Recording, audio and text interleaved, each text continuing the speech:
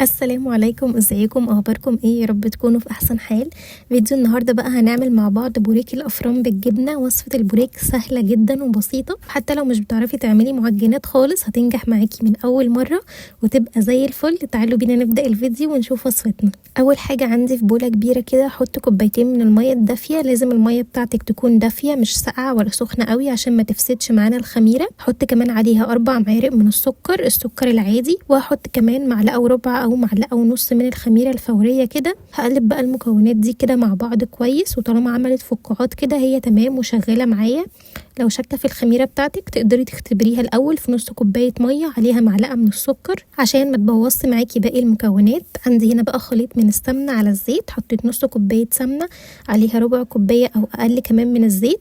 هقلب بقى السمنه والزيت مع السكر والميه والخميره كويس جدا مع بعض. عندي كمان بقى معلقتين ل3 معالق كبار من الصلصه عشان تديها اللون الاورنج المحمر ده بتاع المحلات.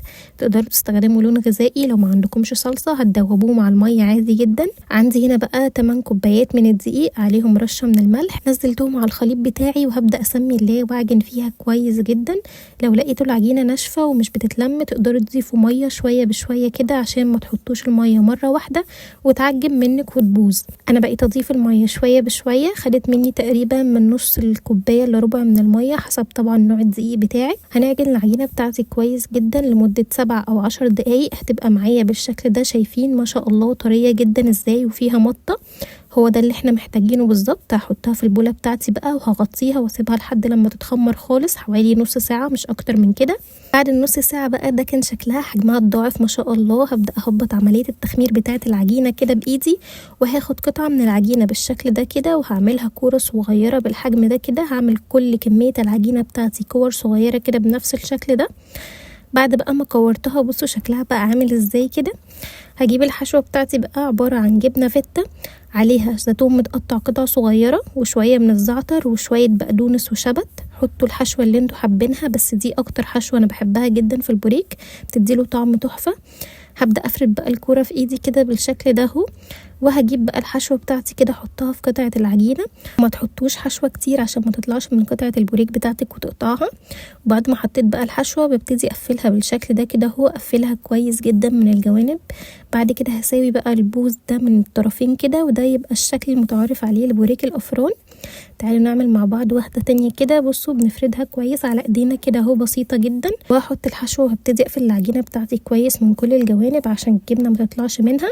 وبس كده بتبقى معايا بالشكل ده. هعمل بقى كل الكميه بتاعتي بنفس الطريقه كده لحد ما اخلصها كلها. خلصت بقى كل الكميه كده بنفس الشكل زي ما انتوا شايفين، وسبتها تتحمر للمره التانية لمده ربع ساعه كده. وبعد كده بقى هبتدي ادهن الوش. عندي هنا بياض بيضه عليه رشه من الفلفل، وهبدا ادهن وش البوريك بتاعي بالشكل ده. ممكن تدهنوه بشويه حليب، ممكن تدهنوه كمان بشويه ميه عليها معلقه سكر او عليها نص معلقه من القهوه سريعه الذوبان. كل ده ينفع معاكم عادي جدا. بعد ما دهنت البوريك بتاعي بقى كله هبدأ كده ارش عليه شوية من حبة البركة. ممكن تحطوا سمسم او كمون او شمر، بس المتعارف عليه اكتر هو حبة البركة، او اللي موجود في الافران بيكون بحبة البركة، بس طبعا المتوفر عندكم حطوه عادي جدا. في الوقت ده بكون مشغله الفرن من قبلها على درجه حراره 180. بدخله الفرن من 20 ل 30 دقيقه. طبعا بتراقبي الصينيه بتاعتك كل شويه وتلفيها على حسب الفرن بتاعك. اول ما لونه يحمر من تحت بطلعه فوق وبسيبه لحد ما الوش ياخد لون بسيط او يبقى مقرمش سنه بسيطه كده، وبيطلع معايا بقى بالشكل ده. بصوا الجمال، بوريك خطير ريحته تجنن. الطعم مفيش احلى من كده. سهل جدا وبسيط ومكونات سهله وبسيطه موجوده في كل بيت. وب8 كوبايات دي هتعملي 70 قطعه من البوريك. ينفع كمان لللانش بوكس لاولادك في المدرسه لانه زي السندوتش بالظبط. طعمه تحفه وخطير.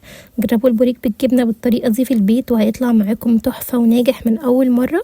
وبألف هنا وشفا على قلبكم. ولو وصلتي معايا لاخر الفيديو ما تنسيش تعملي لي لايك وتدعميني بكومنت حلو، واشوفكم في وصفه جديده.